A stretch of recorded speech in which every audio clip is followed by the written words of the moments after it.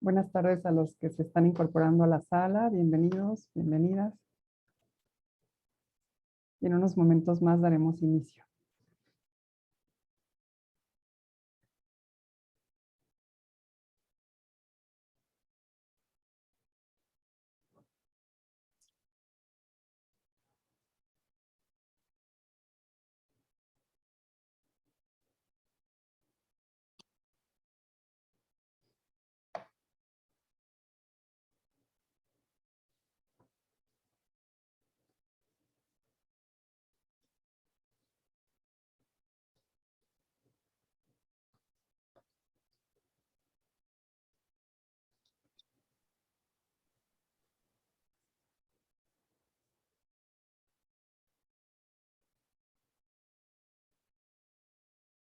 Bueno, doctor, creo que son las 3:08 minutos.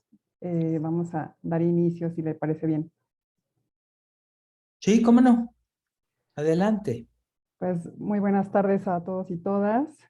Desde la Coordinación de Desarrollo Académico e Innovación Educativa de la UAM Coajimalpa, a través de la Jefatura de Formación e Innovación Docente, les damos la más cordial bienvenida a esta segunda sesión del tercer ciclo de webinars de innovación docente, denominado Reflexiones después de la pandemia, nuevos horizontes para la educación desde la psicopedagogía. Después de 2 años de pandemia, nos detenemos a reflexionar y conocer las tendencias de la psicopedagogía, así como adaptaciones, recursos y nuevas miradas que se han generado a partir de este tiempo. Este ciclo de conferencias abiertas a todo público se brindarán las bases para la reflexión acerca de estos temas de actualidad.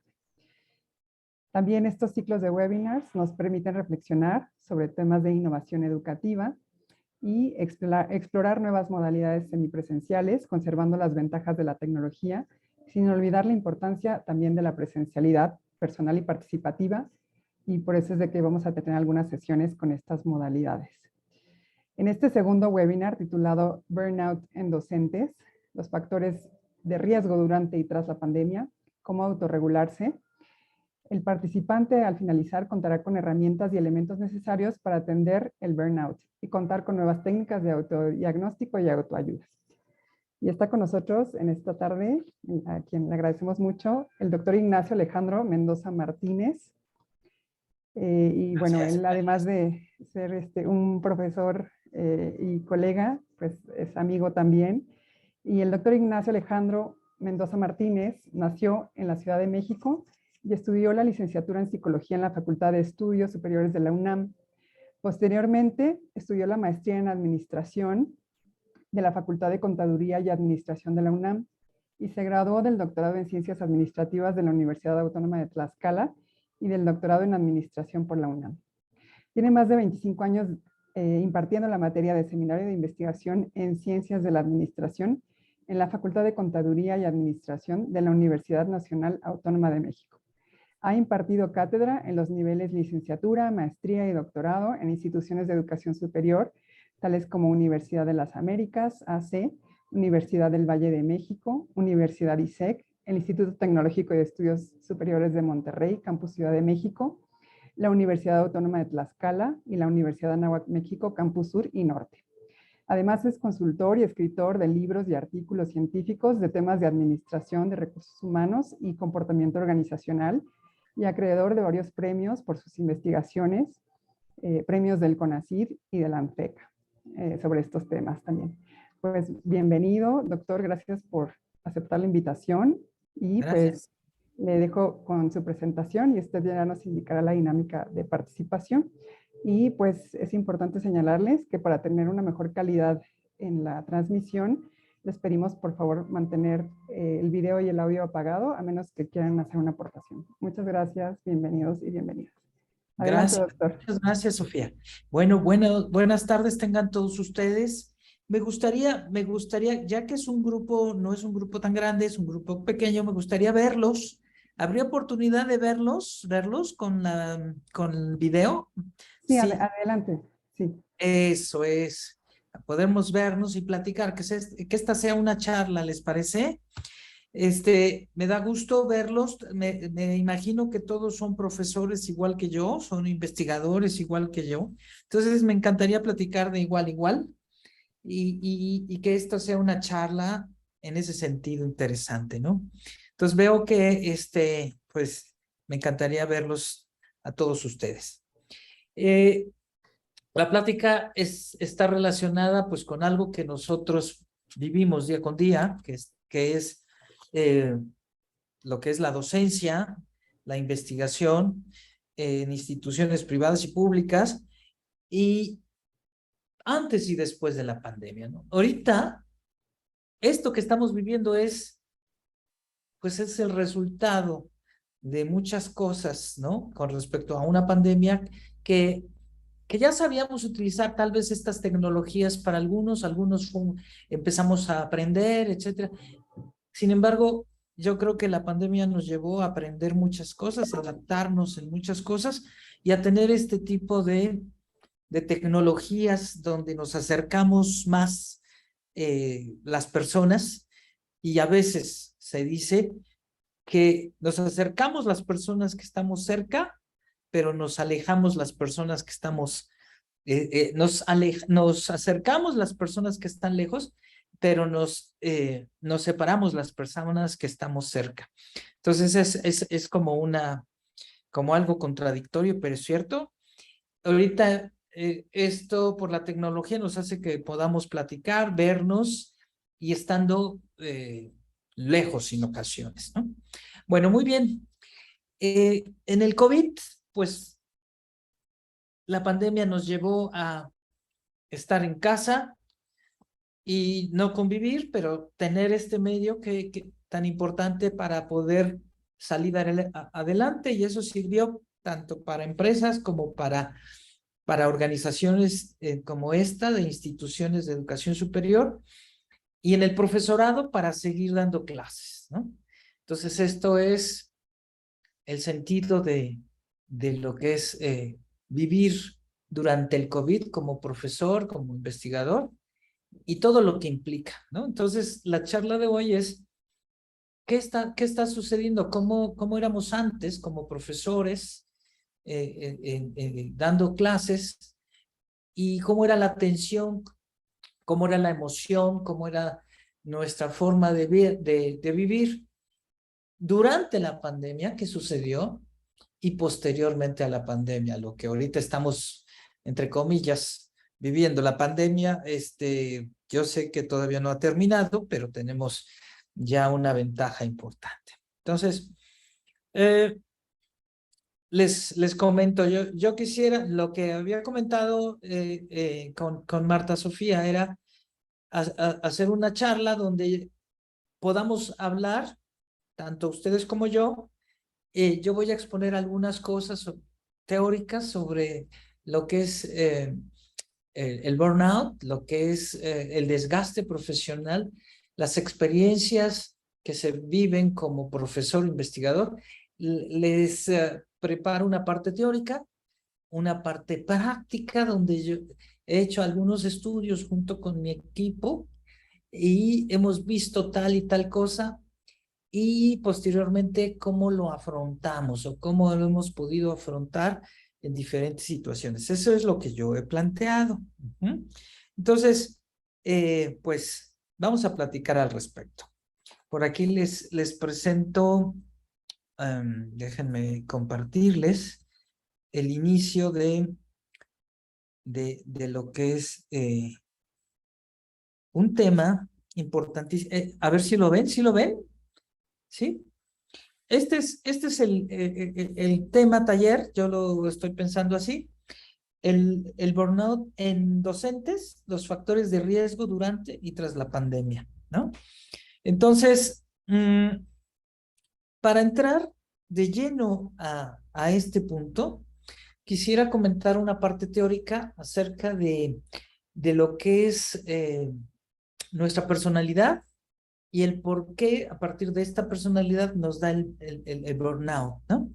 Entonces, fíjense bien, vamos a platicar un poco la parte teórica. La parte teórica nos habla hay estudios desde los años 60 que iniciaron, ¿no?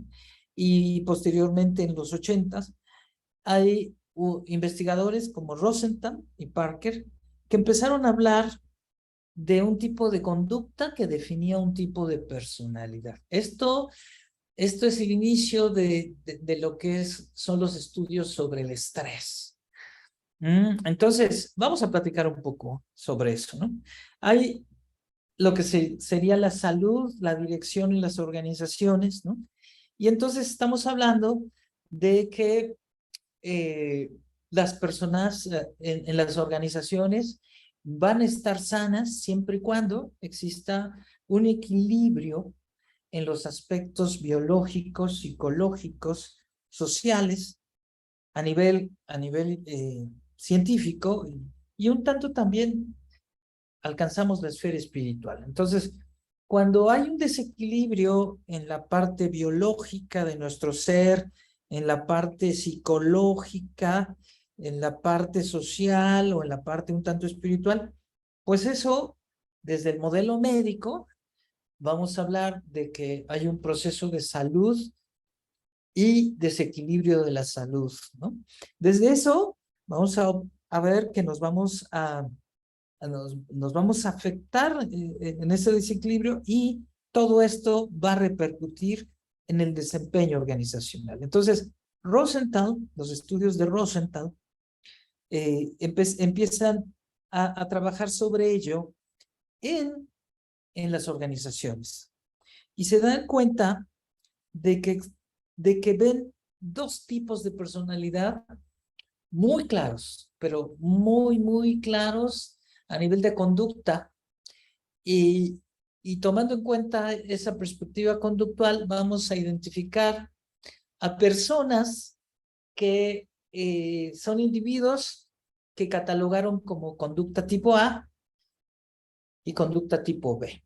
Entonces, aquellas personas con conducta tipo A definían un tipo de personalidad a través del tiempo, ¿no? Y entonces ya después no solamente hablaron de conducta, sino de personalidad de tipo A. Entonces, esa conducta de tipo A que los lleva a tener un tipo de personalidad ya definida como tipo A, son personas que están agresivamente involucradas en una lucha crónica incesante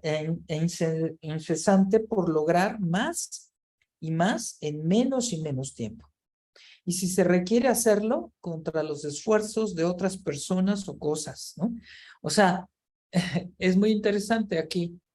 Entonces, se daban cuenta que en las organizaciones había personas que tenían este tipo de conductas, que querían ser identificados como personas competitivas, personas que hacían dos cosas a la vez, que querían destacar por esa agresividad hacia el logro de metas y objetivos y que de alguna manera se veía socialmente con mucho empuje, lo que hoy llamamos empuje en las organizaciones. Entonces, muy estresadas y que incluso se mostraban agresivos, ¿no?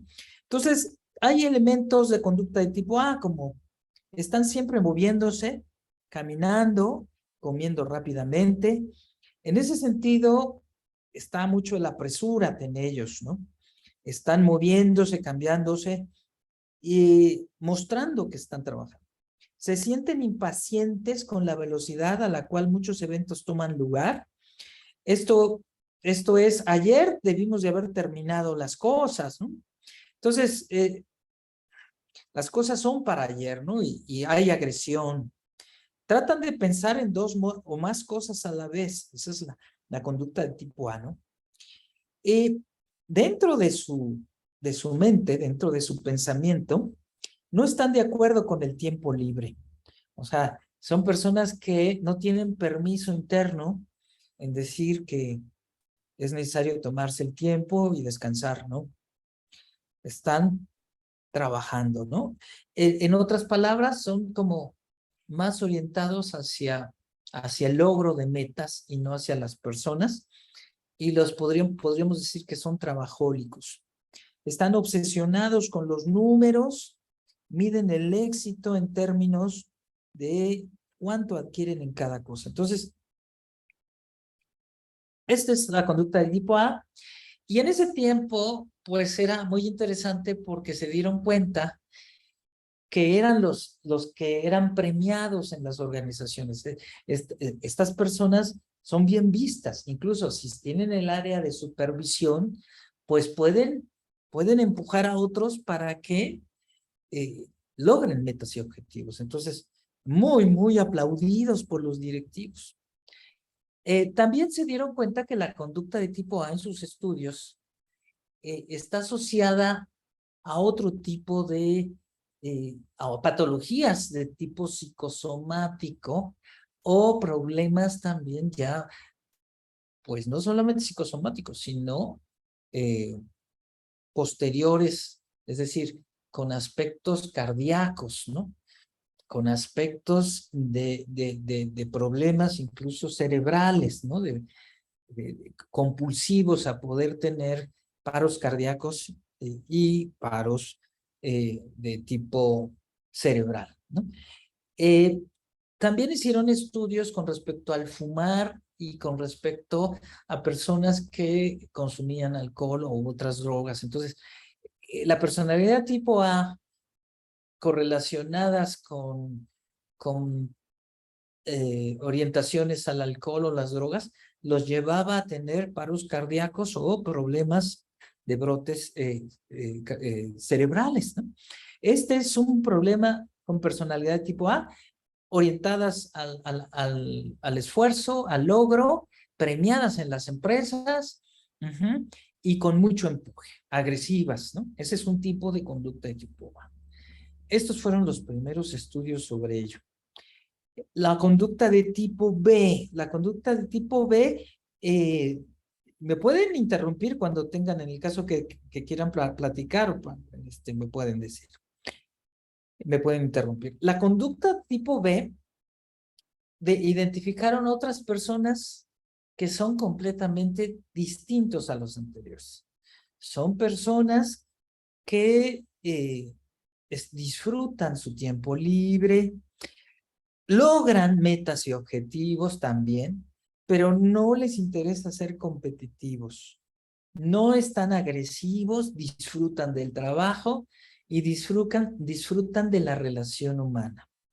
Entonces, su conducta hace ver que son diferentes, incluso contrarios a los otros, ¿no? Disfrutan su tiempo libre, tienen permiso para vacacionar, no, no les interesa competir, logran sus metas y objetivos y sus relaciones humanas son excelentes, ¿no? Entonces, los tipos de personalidad B están raramente apresurados por el deseo de obtener un salvaje número de cosas o participar en una serie eternamente creciente de eventos en una cantidad de tiempo siempre decreciente. O sea, ellos no tienen problema con el tiempo, no tienen problemas con esa búsqueda de empuje que en las empresas en esos tiempos, y creo que también hoy, son premiados, son muy premiados, ¿no? En este caso, ¿no? Incluso para los Bs, para los de personalidad tipo, más bien, para los de personalidad tipo A, los Bs, pues no estarían trabajando, ¿no? Para incluso para los directivos, una personalidad B diría, si la ven, dirían, oye, pues como que no están muy relajados, ¿no? Entonces, estas son las características. Nunca sufren de sentido de urgencia del tiempo con su acompañante impaciencia. O sea, están relajados. Entonces, alguien relajado en las empresas, pues a veces no es bien visto. Tienes que estar moviéndote. No sienten la necesidad de mostrar o discutir, ya sea sus logros o éxitos, a menos que tal exposición sea demandada por la situación. O sea, no les interesa competir. Juegan por diversión más que por exhibir su superioridad a cualquier costo. No quieren demostrar que son superiores, pero si lo requieren, lo podrían hacer. Y la otra, pueden relajarse sin culpa. O sea, eso es interesante. En el caso de la personalidad tipo B, tipo A, perdón, el relajarse, no tienen el permiso a relajarse y se sentirían culpables. Fíjense lo interesante. Personalidad tipo B son contrarios y pueden relajarse sin culpa. Muy bien, estas dos tipos de personalidad las estudiaron muy bien Rosenthal y Parker. Bueno, posteriormente se incluyó otro tipo de conducta, la tipo C. Otro tipo de conducta que nos lleva a otro tipo de personalidad. O sea, si estamos dentro de un enfoque conductual, solamente enfocándonos en la conducta, entonces la personalidad tipo C entra como otro diferente entre A y B. Son personas que niegan sus sentimientos y las reprimen las emociones. O sea, son personas que se muestran pasivas en las organizaciones. No quieren competir y la otra no están relajados. Muestran mucha ansiedad. Esto a su vez las predispone a ser más susceptibles a determinadas enfermedades de tipo psicosomático. Algunas son como asma, resfriados o cáncer, es decir, presentan enfermedades de trabajo. Son las personas que de repente no llegan a trabajar porque hay una somatización, porque les duele la cabeza, por la migraña, gastritis, colitis, están muy cansados y pues hay un pretexto para decir que necesitan faltar en las organizaciones. Se dice que están relacionadas con el cáncer. Aquí yo considero que todavía faltan investigaciones para ese tipo de cosas. Entonces son personas que de alguna manera tienen fuerte el locus de control externo, es decir, ellos no manejan su vida, sino los factores externos son los que llevan su vida. Ellos no tienen autorregulación, no deciden sus metas y objetivos y por lo tanto, estas personas son influenciadas por el ambiente laboral, por el clima laboral y tienen poca asertividad, ¿no? Entonces, muy interesantes los estudios de Rosenthal con respecto, por lo menos, a la conducta de tipo A y B, y considero que actualmente podemos empezar a trabajar con las personalidades de tipo C. Estos fueron los inicios de los médicos y los psicólogos desde los años 60 en trabajar con problemas de tipo emocional y concretamente con el estrés. A ver, entonces estamos viendo la parte teórica. ¿Qué piensan? ¿Preguntas, dudas sobre este tema? A ver, ¿quién quiere comentar? A ver, Minerva, Mendoza, ¿alguna pregunta que tengas por ahí? Hola, buenas tardes. Buenas tardes. ¿Puede haber tipos de conductas mezclados? Buenas tardes. Sí, puede haber tipos de conductas ¿Puede haber mezclados. tipos de conductas mezclados A, B y C? Sí, nosotros podemos tener en nuestra personalidad una mezcla de estas tres conductas y es muy buena pregunta. No somos totalmente A's, no somos totalmente B's, no somos totalmente C's, sino tenemos en nuestro portafolio tipologías, ese tipo de cosas, ¿no? En ocasiones, en los estados de nuestra vida, como de manera cíclica, de repente, pues hemos tenido algunos principios de conducta B y en ocasiones pues cuando estamos muy jóvenes y las organizaciones nos demandan que seamos exitosos, que queremos muchas experiencias, que no tenemos tal vez experiencia y que queremos crecer, pues la conducta de tipo A está, pero tremendamente fuerte. Y en otros elementos de la vida, cuando ya tú ya tienes más experiencia, cuando ya adquiriste habilidades de tu puesto, etcétera, la conducta de tipo B está sensacional.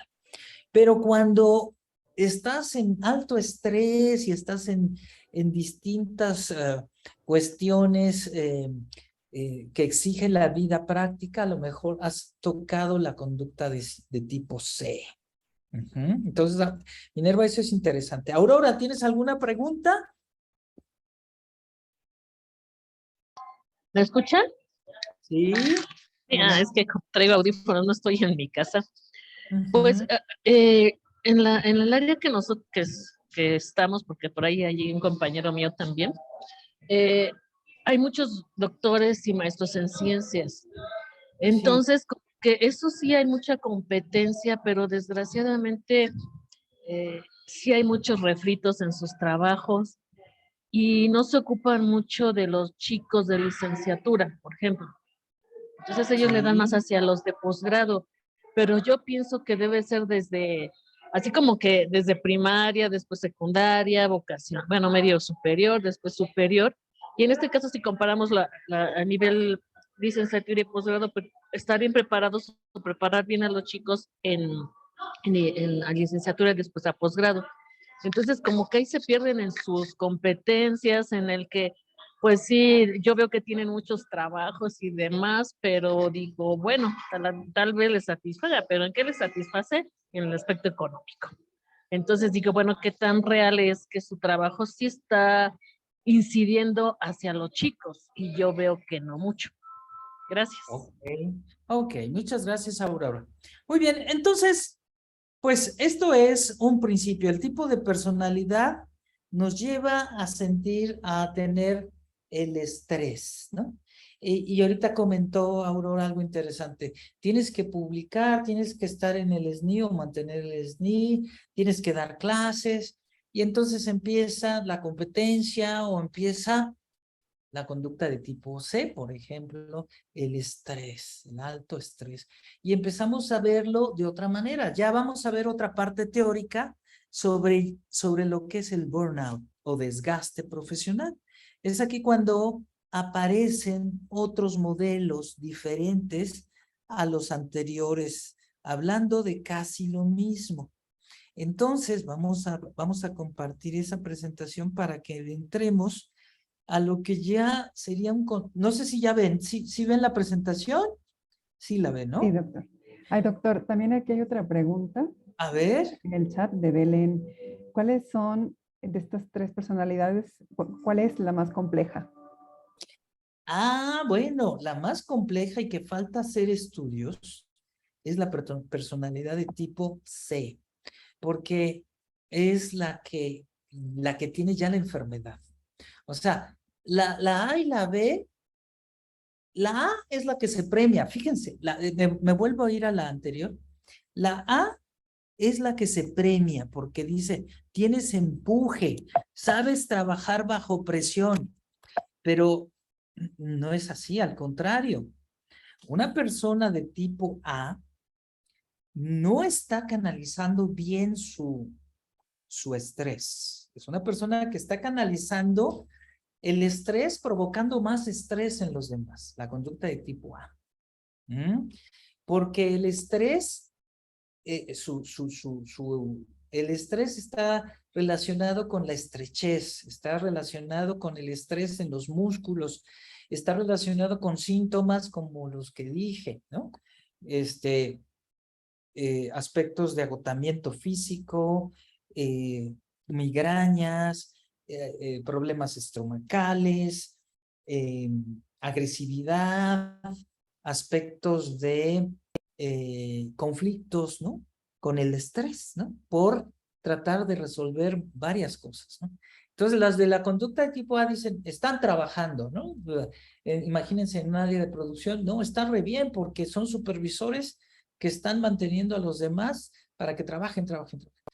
Pero a la larga, estas personas pueden traer trastornos de tipo, primero digestivo y después más bien de tipo del corazón o problemas en el cerebro por esa cuestión de trabajar de esa forma.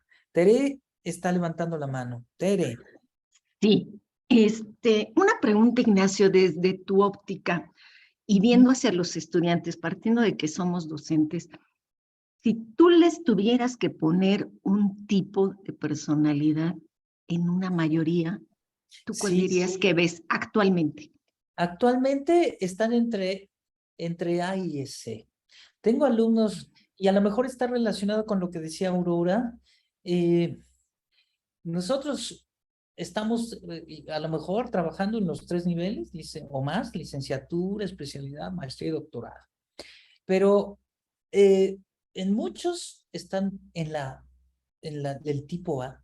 O sea, he estado haciendo estudios tanto en profesores como en el alumnado. Y también tienen problemas, muchos de tipo de estrés por la conducta de tipo A. Está tremendo. Y otros que a lo mejor está por ahí en la licenciatura tienen mucha B.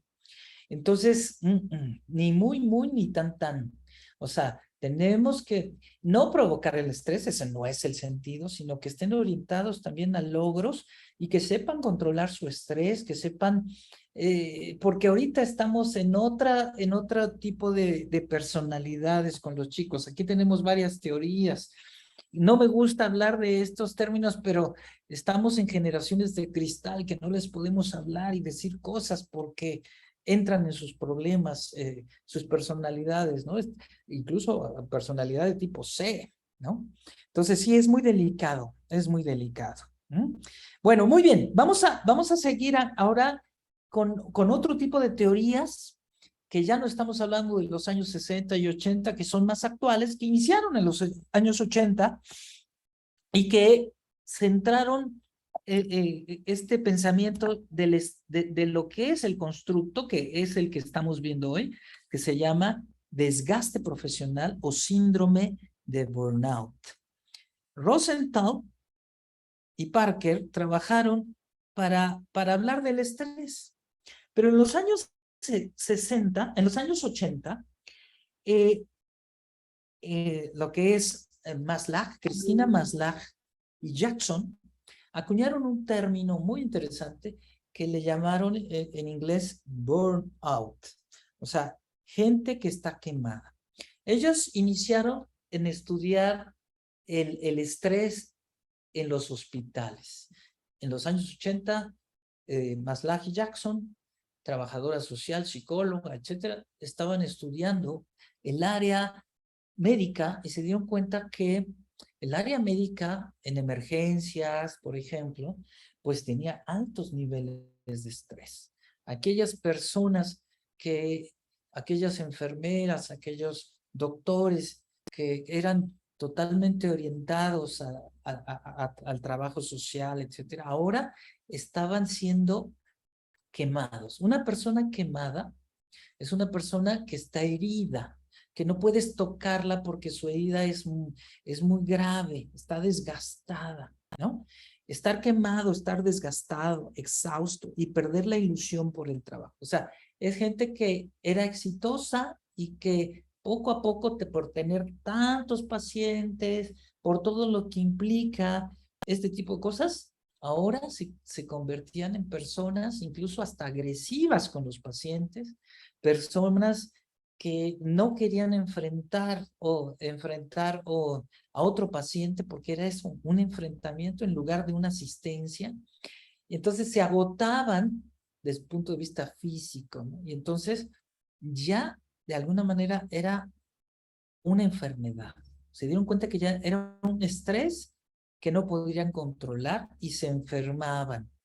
Entonces empezaron a hablar de esto, ¿no? En los años 80. Entonces aquí tenemos a Maslach y Jackson. Emplearon el término para referirse a una situación donde profesionales de ayuda y atención a personas experimentaban sobrecargas emocionales, o sea, estaban hartos de atender pacientes.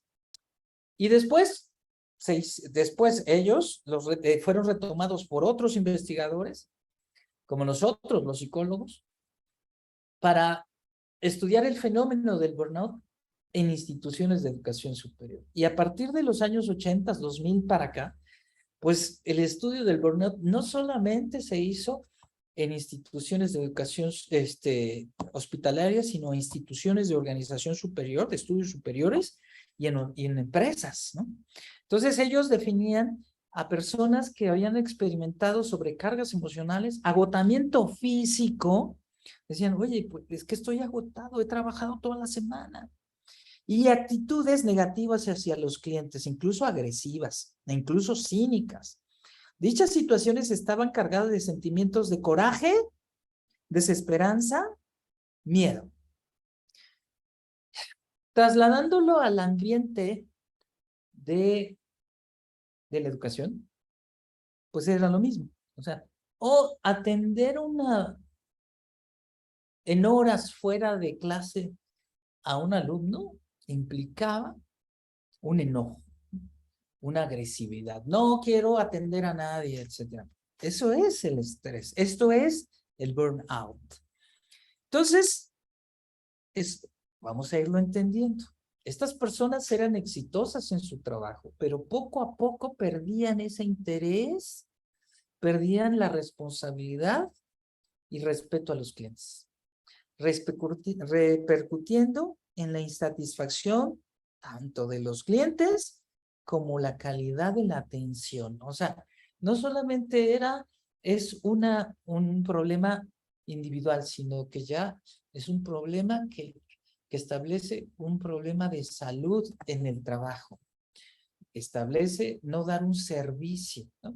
Y se observa muy claro y muy rápido en un enfermero, en una trabajadora social o en un médico, ¿no? Que no atiende y que se enoja o que está desgastado, ¿no? Yo he dado atención a médicos, a profesores sobre este punto porque sí viven mucho estrés y los he visto también en terapia, ¿no? Entonces esto no es solamente de profesionistas de la salud, sino también en profesionales de la educación y en empresas. Entonces fíjense bien, Maslow dijo, bueno,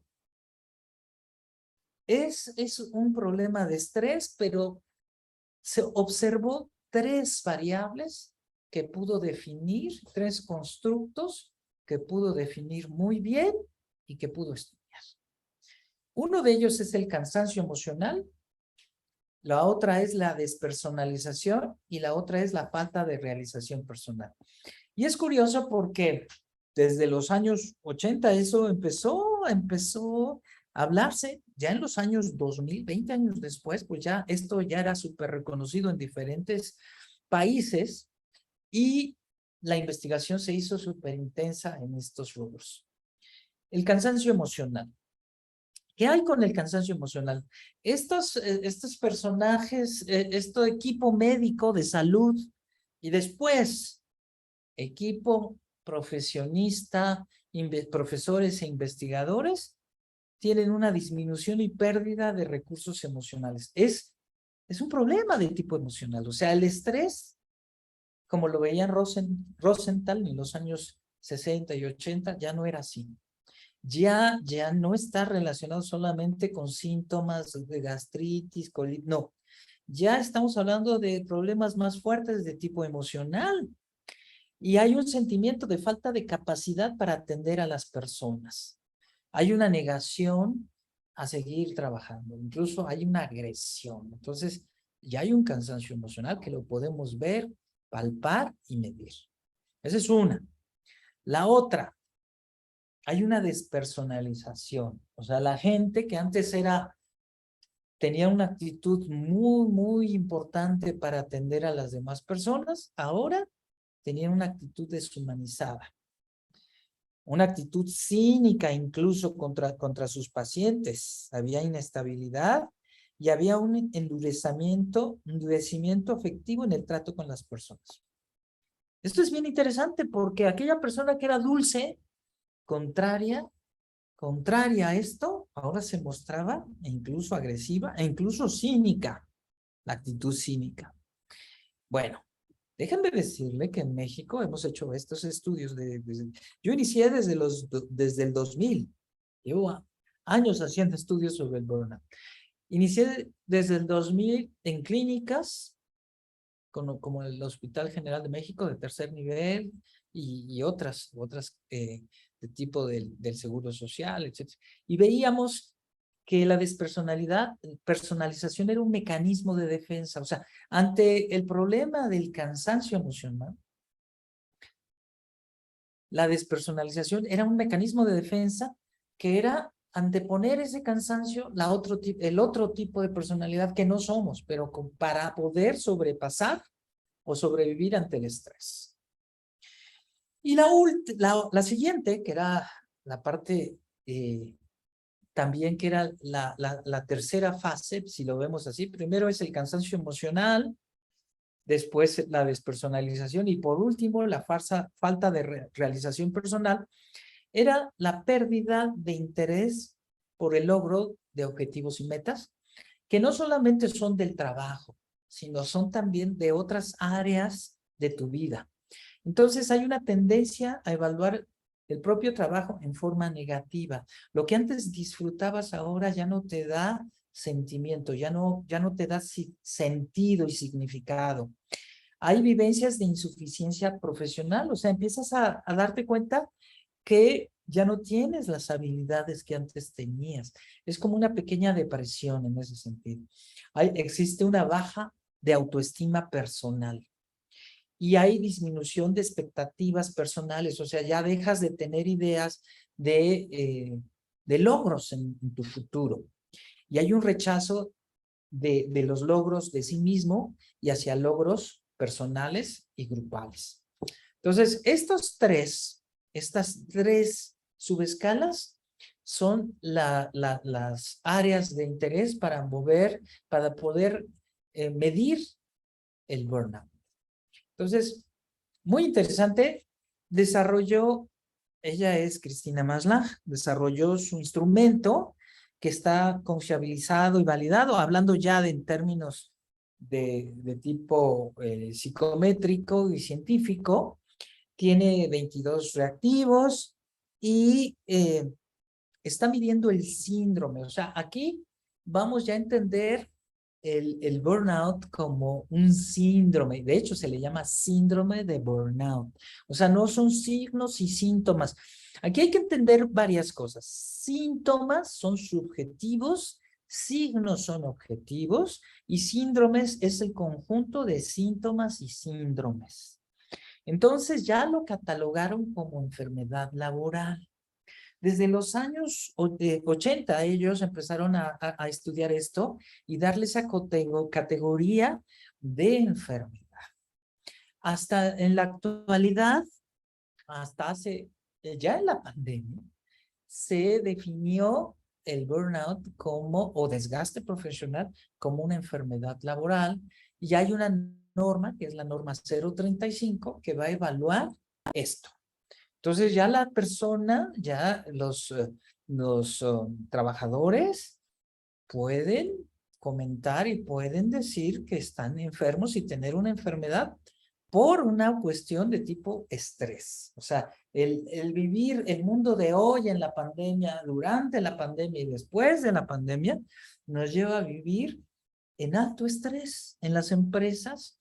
La tecnología ha llegado a resolver muchos problemas, pero ha llevado también a que las cosas son para ayer, no son para hoy.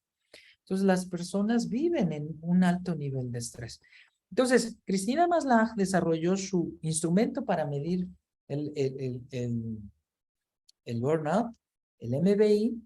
En México, pues yo lo he usado mucho, durante muchos años, y sinceramente yo he visto que para evaluar la despersonalización de ese instrumento tiene algunos problemas de tipo psicométrico y que no alcanzan los niveles de confiabilidad y validez. Es por eso que los investigadores, psicólogos, que estamos viendo esto, hemos desarrollado nuestros propios instrumentos retomando los constructos de Maslach, pero con la adaptación. Yo tengo mis propios instrumentos que miden estos tres constructos, pero no estoy usando la escala de Cristina Maslach. Muy bien, voy a dejar de compartir y van las preguntas. Preguntas, dudas que tengan con respecto ahora al burnout. Ya no es el estrés de allá de los años 80, ya vivimos en un estrés que yo llamo el mundo VUCA. El mundo VUCA yo no lo definí, sino lo definió la Armada de Estados Unidos desde los años 90, y nos dice que vivimos en un mundo voluble, en un mundo vulnerable, un mundo incierto, ambiguo, ¿no?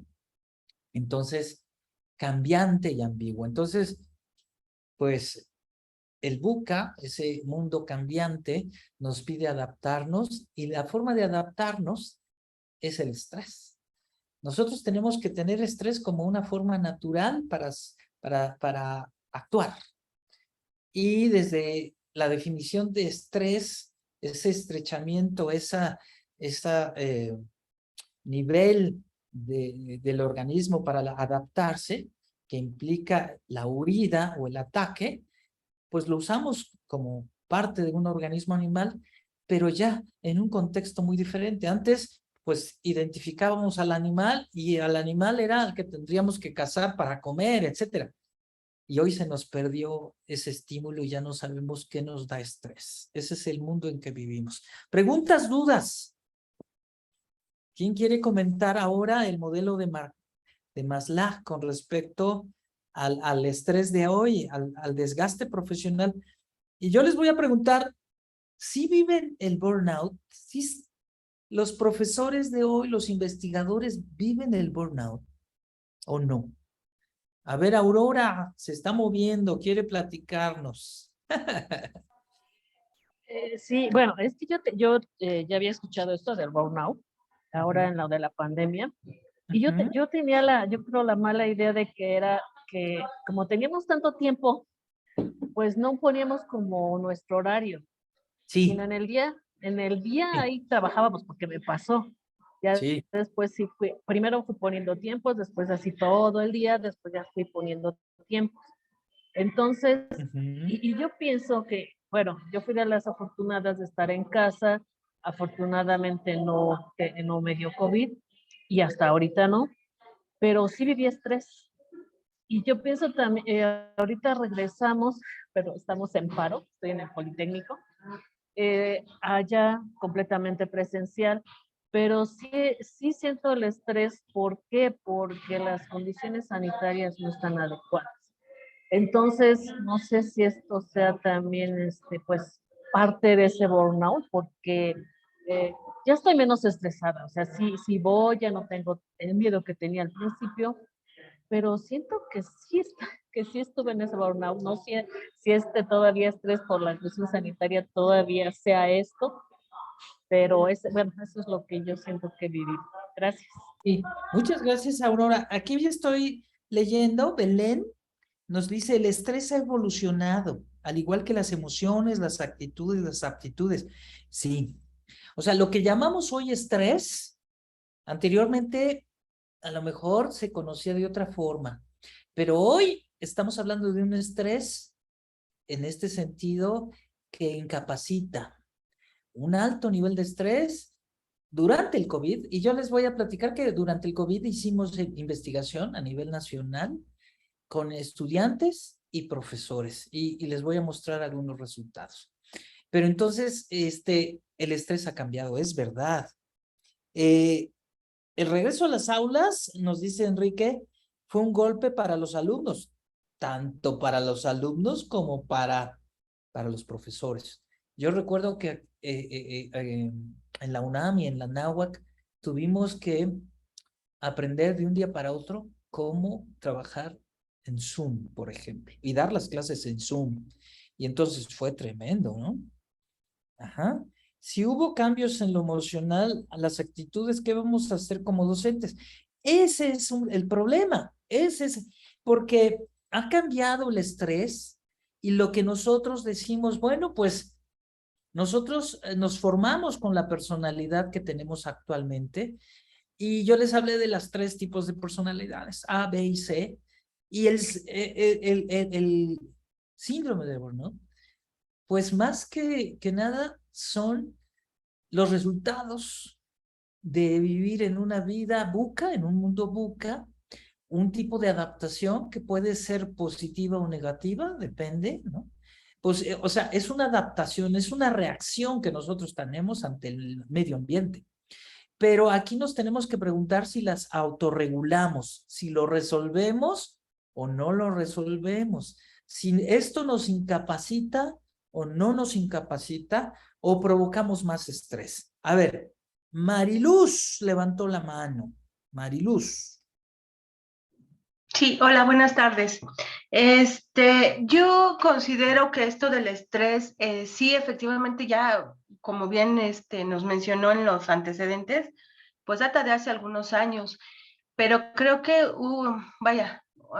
con este efecto globalizador y todo esto de estar en competencias y entrar en el mundo de la competitividad, realmente nos lleva a estar en una guerra interna, en el querer lograr más y tener más y más grados y participar en más congresos y en más ponencias y con mesas redondas y etcétera. Y eso nos lleva a estar, a que nosotros estemos constantemente pues no solo capacitándonos, sino superándonos a nosotros mismos con lo que eso lleva, ¿no? Y aunado a que en nuestro país, pues bueno, este proceso de la educación, hace poco vi por ahí unas estadísticas que México es uno de los países que tiene los profesores tienen más alumnos en sus grupos en relación a otros países, ¿no? Entonces, sabemos lo que eso conlleva, ¿no? El que haya que calificar más, que tratar de aplicar más estrategias, etcétera, ¿no? Y bueno, derivado de la pandemia, como bien comentan, pues esta vorágine en el que se vieron la mayoría inmersos en dar clases en línea, en aprender a manejar una u otra herramienta, eso les hizo realmente, pues, estresarse mucho. Yo digo les hizo porque yo tengo ya cerca de 15 años trabajando en línea. Sí. Me gusta mucho trabajar en línea, desarrollo materiales en línea, imparto clases en línea, doy talleres a profesores para que justamente sepan utilizar todo esto de las herramientas didácticas digitales, ¿no? Entonces, yo realmente sí vi cómo estaban todos estresados, no sabían qué hacer, y digo lo vi porque tengo 2 hijos, entonces yo veía las clases de los 2 y había veces que yo misma me daba de topes en la pared porque decía, no, no, no, no, no puede ser, ¿no? Pero pues desafortunadamente es también esa falta de enfoque en la capacitación, porque solamente piden cursos por cubrir, yo les digo corcholatitas o puntitos, pero no por enfocar la capacitación hacia dónde debe de ir, ¿no? Antes de este curso de conferencias en la UAM, yo estuve en el otro que fue realmente de herramientas digitales y fue realmente fantástico y no había tanto fórum, o sea, no, vaya, a mí me extrañaba, ¿no? Pero sí creo yo que esto del estrés se debe más a esa competitividad y eso que tanto nos están urgiendo, ¿no? En las instituciones. Sí, sí, sí, Mariluz. Te entiendo perfectamente. Tenemos ya muchos alumnos, tenemos que tener tantas y tantas horas frente a grupo, tenemos que ir a tantos congresos, tenemos que hacer papers, tenemos que publicar, y todo en 40 horas. Pero eso realmente nosotros trabajamos más de 40 horas, porque ahora, pues desde casa también te pueden hablar a cualquier hora y tienes que responder. Entonces esto cambia la vida. Teresa, Tere Lara, levantaste la mano. Sí. Aquí, bueno, pienso en una reflexión, pero me da la impresión que tú me puedes orientar más por todo lo que has estado trabajando. Así como los psicólogos que ejercen, tienen otro psicólogo con el que platican y demás, ¿por qué los docentes no tenemos un esquema así, no? Claro. Y por lo que ahorita decías, yo pienso que el último en enterarse de que está en un burnout es el afectado. Claro. Y esto finalmente te va a impactar en el aprendizaje de tus estudiantes. Claro. Entonces, ¿qué podríamos tener? O de plano, si vamos a estar solos, ¿cómo te detectas? O sea, yo te diría, tú como psicólogo, si no vas con otro psicólogo, ¿cómo sabes que a lo mejor algo de un paciente o de tu entorno te está afectando? Digo, porque ya me lo pones ahí, ¿no? Pero te digo, el enfermo es el último en enterarse. Sí, sí, mira, esta es una pregunta muy interesante porque, a ver. Cuando te duele una muela, te duele la muela y la muela a lo mejor empieza por un dolor pequeñito y ahí tú la dejas. 16 horas. Pero ya cuando te duele fuerte, ¿no? Si no la prestas atención, pues ya sabes que vas al dentista.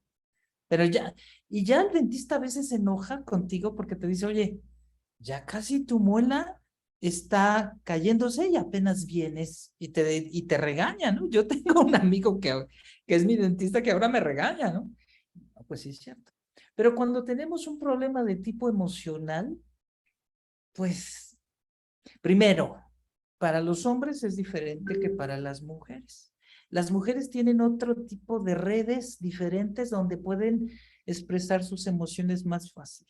En el ser humano, en el hombre, no es tan fácil. No estamos acostumbrados a hablar de nuestras emociones de verdad.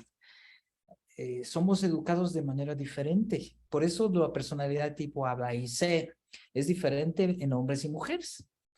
Pero también, entonces, en eso, cuando esto a nivel emocional va creciendo, nos vamos a tener que preguntar si necesitamos ayuda y si te podemos autorregularnos. Me encantó que Marta Sofía me dice, la autorregulación, pues sí, eso está padrísimo si tenemos la capacidad de darnos cuenta y de enfrentar el problema. Está padre. Hay personas que sí tienen esa capacidad. Tendríamos que tener como un mecanismo como si fuera un semáforo donde vamos viendo verde, amarillo, rojo, ¿no? Naranjita, para decir alto. Este tipo de cosas ya no lo puedo yo solo. Necesito de un profesional. Tere. Y en la vida sería muy bueno que alguna vez hayamos ido con un profesional de las emociones. Y entre más temprano mejor, porque podemos tener más habilidades para la vida, no solamente para el trabajo. Y sinceramente, hablando de mí, muere mi madre, muere mi hermano, yo resuelvo cosas con respecto a la familia, etcétera, y después vino la depresión. ¿Y qué creen? Pues voy con mis profesores y me dicen, Alejandro, ¿qué estás haciendo acá? Tengo depresión. Quítenme mi depresión y órale, a terapia. ¿Sale? O sea, sí, porque nosotros somos seres humanos, tenemos muelas, tenemos dientes, pero también tenemos emociones y tenemos una personalidad, pues también tendríamos que ir con la persona si es que ya no podemos resolverlo nosotros mismos. Entonces, eso es lo interesante, ¿no? Aquí Elías Lara, sí, ahora se nos suma el estrés de obtener grados, además certificaciones digitales. Eso es muy cierto, que genera una tendencia en donde las empresas, y no solamente las instituciones de educación superior, yo estoy de acuerdo, buscan que tengas estas certificaciones. O sea, a ver, muy bien, Elías. Yo creo que Elías tiene mucha razón. Yo creo que Elías lo conozco de otro lugar, pero se me hace conocido. Pero es muy cierto. Ahorita las instituciones de educación superior están compitiendo con las empresas por la certificación. Yo, en la UNAM, por ejemplo, se ha pedido matrícula porque los alumnos, en lugar de estudiar la maestría, quieren certificaciones. ¿Por qué? Porque el trabajo les pide eso. ¿Se dan cuenta? La vida de hoy es muy diferente a 20 años. Incluso se los comento, el paradigma que nosotros conocíamos y que nosotros vivimos como profesores, investigadores, ya está cambiando. Ahorita ya requieren que manejemos varios idiomas, que no solamente tengamos maestría y doctorado, sino que sepamos hacer investigaciones, que publiquemos en inglés, en otros idiomas. O sea, el paradigma cambió y tenemos que adaptarnos, ¿eh? Pero eso es cambiar nuestro chip. Cuando nosotros ya tenemos un chip viejito y en poco tiempo lo tienes que hacer, pues, ¿qué creen? Pues entramos en depresión, entramos en burnout. Voy a dar la otra parte teórica. Permítanme, porque el burnout ha evolucionado también y el modelo de Maslow ha sido criticado por los propios investigadores. Entonces les voy a poner el modelo español y les voy a hablar ahora de Gil Monte. Gil Monte es un español que también es especialista en el burnout, pero él no le llamó así. Él le llamó síndrome del quemado por el trabajo, respetando el español con Z. Él es de España. Él ha venido a México, ha publicado en libros, ha publicado papers y tiene seguidores.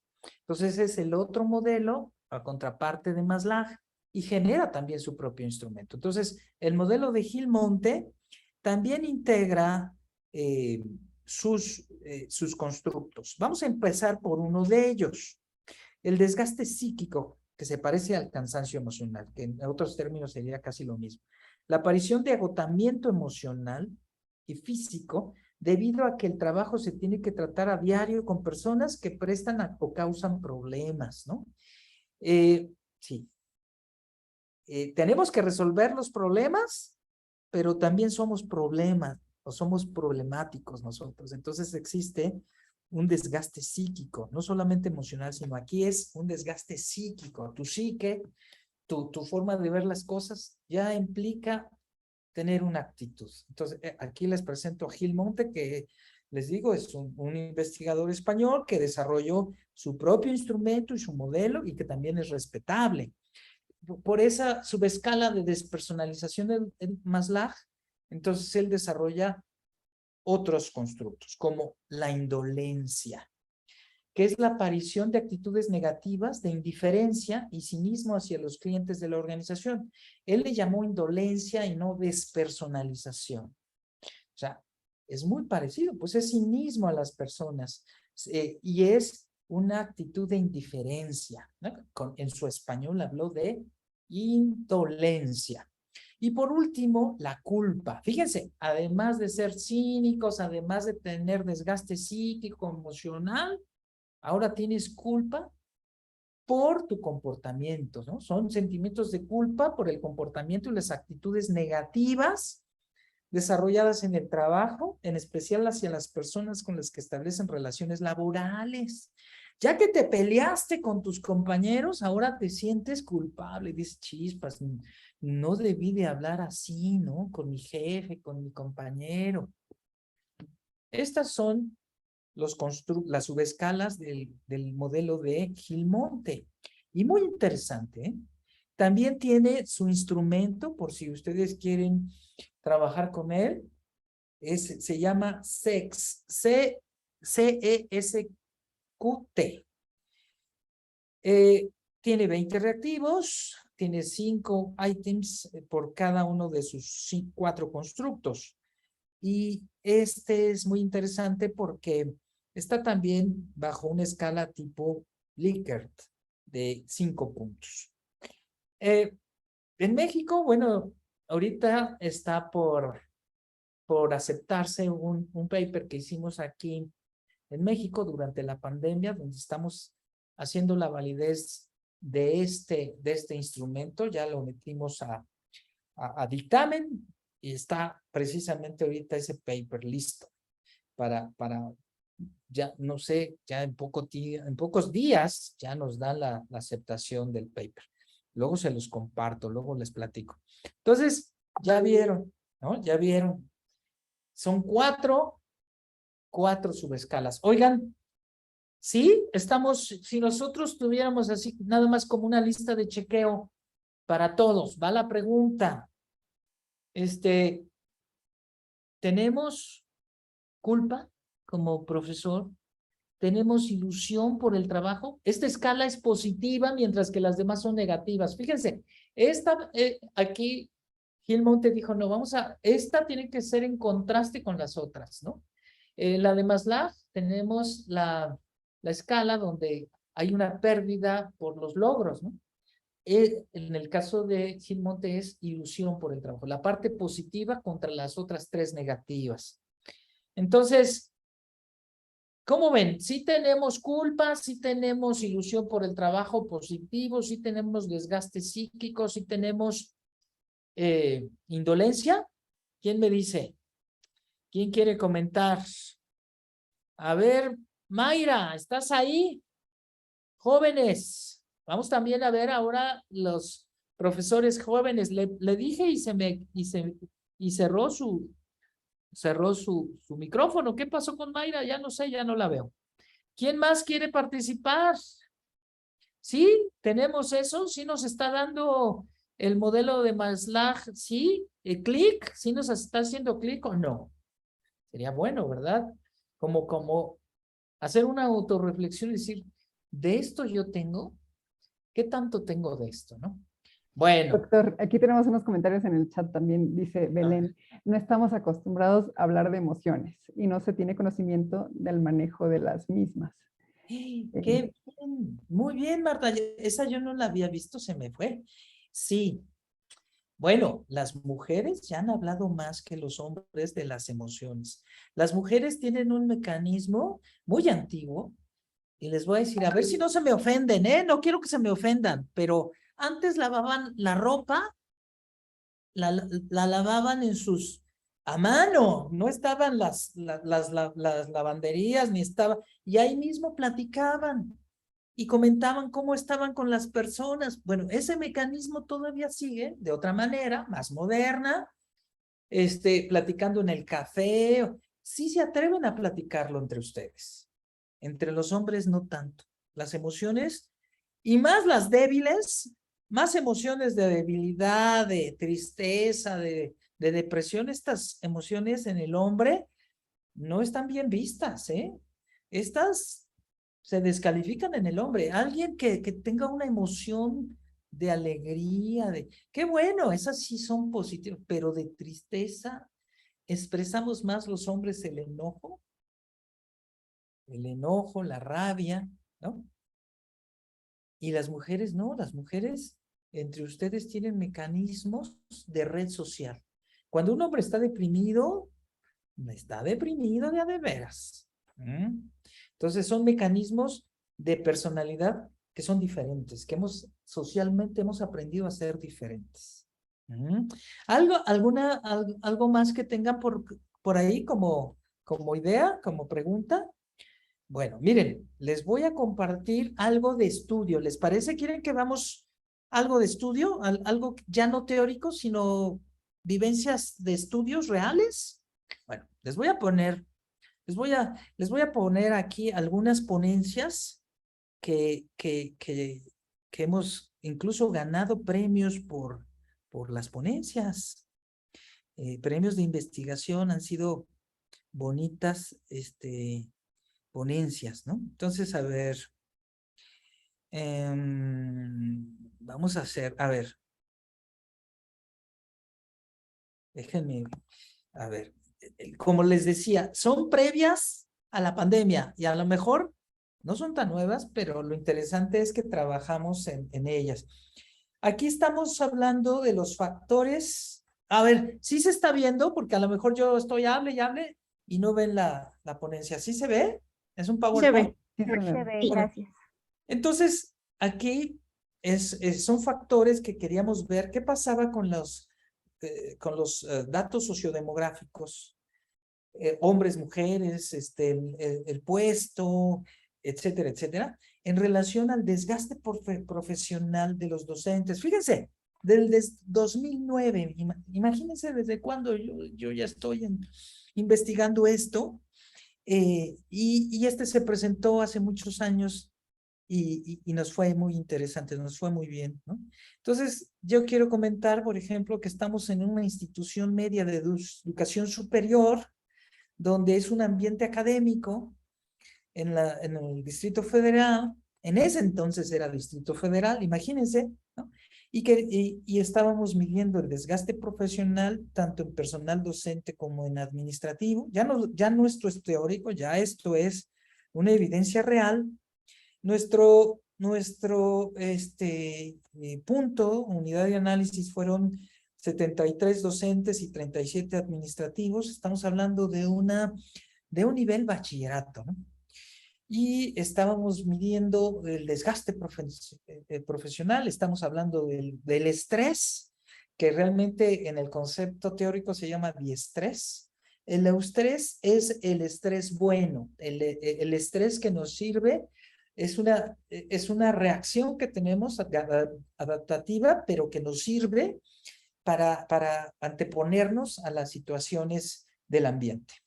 Ese es el euestrés. El diestrés, pues es el estrés que conocemos día con día.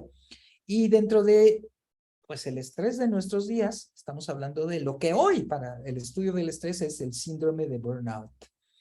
Y lo estamos estudiando desde la perspectiva psicosocial, porque hay una perspectiva totalmente clínica de enfermedad. Entonces, el modelo médico fue el modelo de Maslow, fue el que usamos, utilizamos el cuestionario de Maslow.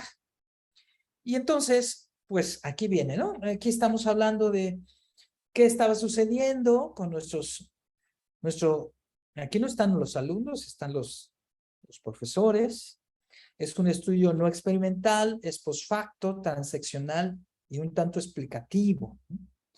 Entonces, pues tomamos los estudios previos desde Arias Galicia, ¿no? Y algunos clásicos como Maslow, Jackson, etcétera. Y empezamos a ver la perspectiva psicosocial, que es una orientación de hablar, por ejemplo, de una acción adaptativa del medio. Ese sería el desgaste profesional. Y por la perspectiva clínica que no usamos es ver la perspectiva del burnout, pero desde el enfoque médico, desde un enfoque psiquiátrico. Nosotros lo vimos desde un sentido psicológico. Y entonces, pues nos preguntamos, bueno, oye, ¿qué sucede? ¿Qué sucede con los hombres, las mujeres? ¿Estos elementos están causando diferencias en el cansancio emocional o en la despersonalización, en la realización personal, etcétera? O sea, dentro del modelo de Maslow. Entonces nos damos cuenta aquí, contra la hipótesis nula, ¿no? Para los escépticos, nos dimos cuenta que sí había diferencias importantes entre hombres y mujeres, ¿no? El modelo de Maslow, que aquí la tenemos, nos orientó para entender que estos eran los constructos que teníamos que ver. Y lo interesante fue, bueno, cómo hay diferencias, ¿no? Y encontramos diferencias significativas, ¿no? Los elementos de edad, sexo, estado civil, etcétera, estaban punteando para encontrar que hay diferencia entre hombres y mujeres, que los niveles de edad, las mayores de edad, menores de edad, pues nos están dando diferentes niveles de desgaste profesional, ¿no? Entonces aquí tenemos, bueno, las características, ¿no? Fíjense, aquí casi el 50% de hombres y mujeres, la distribución por años, ¿no? Casi el 60% tiene más edad, ¿no? Estamos hablando de una institución de educación superior, de medio superior, estamos en el nivel de bachillerato, pública, y el personal es más casado, el 55%. Esos son los datos sociodemográficos de ese momento, de ese corte, de esa unidad de análisis. El turno, pues aquí tenemos matutino, vespertino, etcétera. La categoría fueron profesores, personal administrativo, casi el 70 y el 30 y tantos, ¿no? Y bueno, ¿qué pasó? Estamos hablando de un instrumento con datos sociodemográficos. ¿Y qué sucedió? Utilizamos correlaciones de Pearson y utilizamos modelos de ecuaciones estructurales, regresiones múltiples, alfas de Cronbach, Y entonces se midió y encontramos, por ejemplo, que algunas variables eran inversas, otras eran positivas. Entonces fue muy interesante observar cómo, por ejemplo, cierta edad, había diferencias en edad, el tipo de... Hay personas, y más en educación tenemos varios empleos, yo digo que somos ruleteros de la educación, aquellos están dándonos diferencias significativas con los que trabajan y no trabajan, los que tienen decisiones, hay grado de libertad en la toma de decisiones y la otra, dominio de tecnologías de la información. Estamos hablando de antes de la pandemia, en el año 2000 y tantos, 2009, estamos diciendo, ¿no? Algo así. Entonces, ya en este tiempo estábamos viendo las TICs, si ayudaban o no. Para la despersonalización fue diferente. La edad, el sexo, sí había más despersonalización en el hombre que en la mujer, más afectaba a la mujer, o sea, muy interesantes este tipo de cosas. En la realización personal también había variables de tipo sociodemográfico, los estados civiles también influían, ¿no? Los casados, si eran más felices que los divorciados. Eso se identificó, aquellos que manejaban idiomas, nos daban mayor realización personal, etcétera. Entonces, muy interesante, muy científico, diferencias de medias, por ejemplo, entre personal administrativo y docente, ¿no? El personal administrativo, en este sentido, tenía mayor puntuación que el personal docente, o sea, cosas curiosas, ¿no? Y la otra, las correlaciones inversas siempre con la realización personal en relación a las otras dos que son positivas, ¿no? Entonces, altas correlaciones entre cansancio y despersonalización y contrarias la realización personal contra el cansancio y la despersonalización, tomando en cuenta el modelo de Maslow, ¿no? Bueno, estos son los estudios que pudimos hacer en este tiempo, ¿no? En este tiempo, en una institución educativa, entonces estamos hablando de que las mujeres, el burnout, mujeres profesionistas, profesoras, administrativas, el burnout era mayor que el de los hombres. ¿Qué piensan? A ver, Aurora, estás como queriendo participar, queriendo comentar. Pues es que ahorita la pregunta que me surgió es que esto fue antes de la pandemia. Claro, mucho antes, Sí. ¿verdad?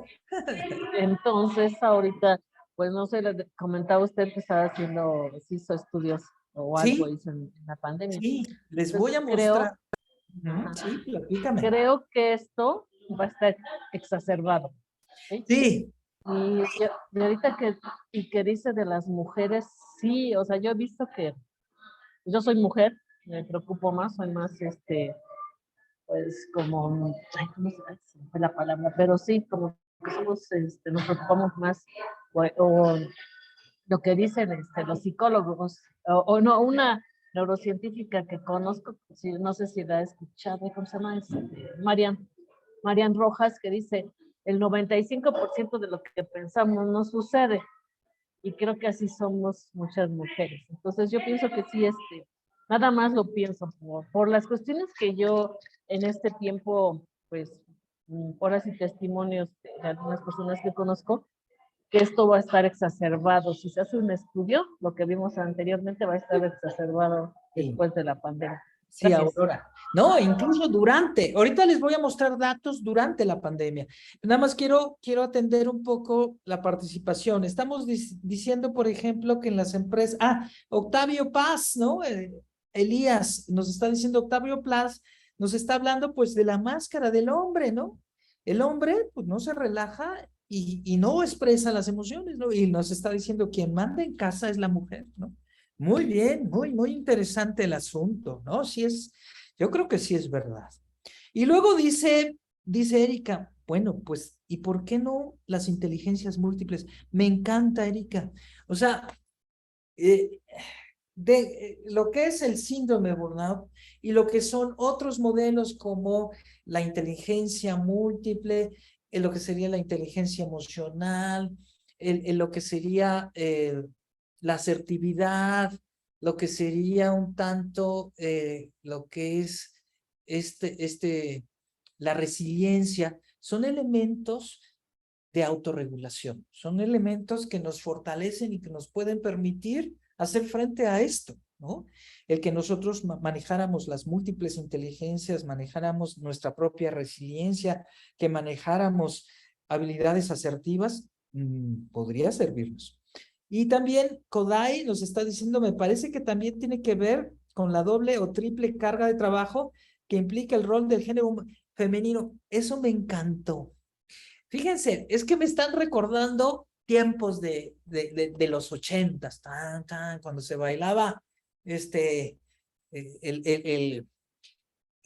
lo que era, aquí ya no hablábamos de antro, hablábamos de la música disco, ¿no? Entonces era padrísimo la música disco, pero en esos tiempos de los 70s y 80s no existía eso de lo que es hoy.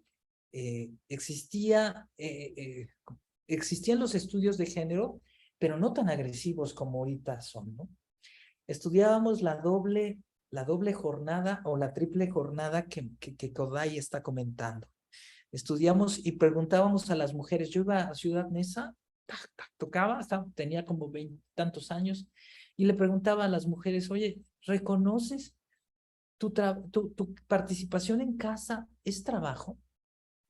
Y el ama de casa me decía, no, no es trabajo. No es trabajo, no. Lo hago con gusto, etcétera, etcétera.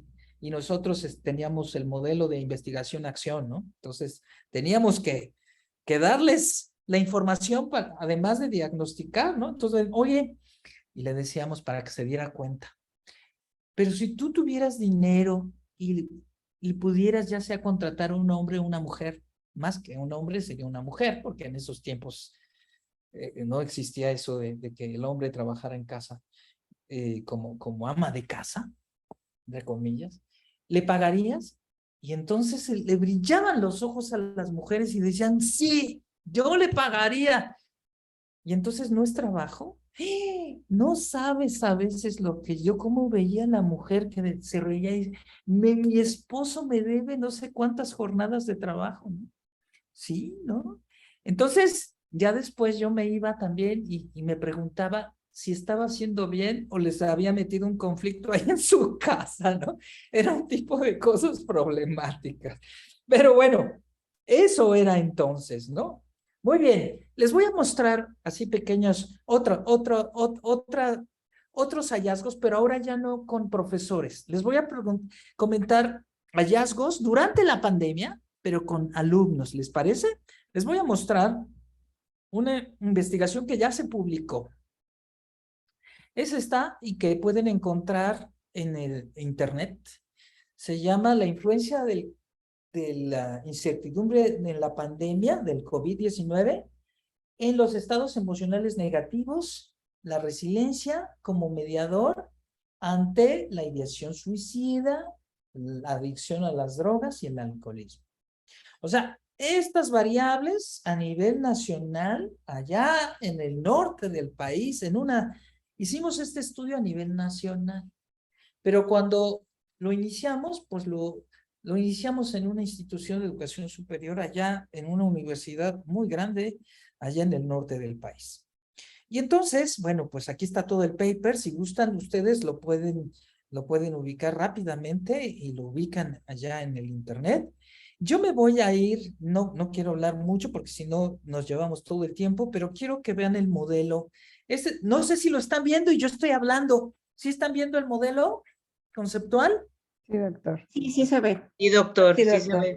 Perfecto, miren, este es un modelo, es el modelaje que hicimos con los constructos, aplicando varios instrumentos. Entonces, es muy bonito modelar así. Tenemos variables independientes que llamamos exógenas, como la incertidumbre en la pandemia. Esa incertidumbre que vivimos está influenciando a los estados emocionales negativos. Queríamos ver si realmente lo influía. Y esta es la hipótesis. Esa incertidumbre provocaba mayor emocional negativo, mayor estado emocional negativo, o esa incertidumbre disminuía la capacidad de resiliencia ante el COVID. Esta capacidad de resiliencia ante el COVID es algo interno. Estos dos elementos externos, queríamos ver si eran mediadores, si realmente estaban deteniendo o filtrando la incertidumbre. Una parte es negativa y la otra es positiva de nuestra personalidad. Pero a la vez queríamos ver dos variables dependientes, endógenas, muy fuertes, que son la ideación suicida de los chicos, estamos hablando universitarios ya, instituciones de educación superior, licenciatura, maestría, etcétera. O, por un lado, la ideación suicidia, pensando que es previa al suicidio y poder detenerla, si era posible, el suicidio. Y la otra, el alcoholismo y la drogadicción. Entonces, esto implicaba 8 hipótesis, este modelo, pero es causa-efecto. Este es un estudio tipo transeccional, no era longitudinal, en un solo tiempo, no experimental y explicativo.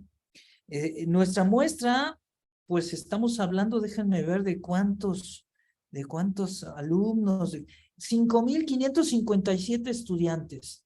Y solamente nosotros tenemos una muestra a nivel nacional donde todavía seguimos haciendo estos estudios, donde todavía seguimos escarbando esto.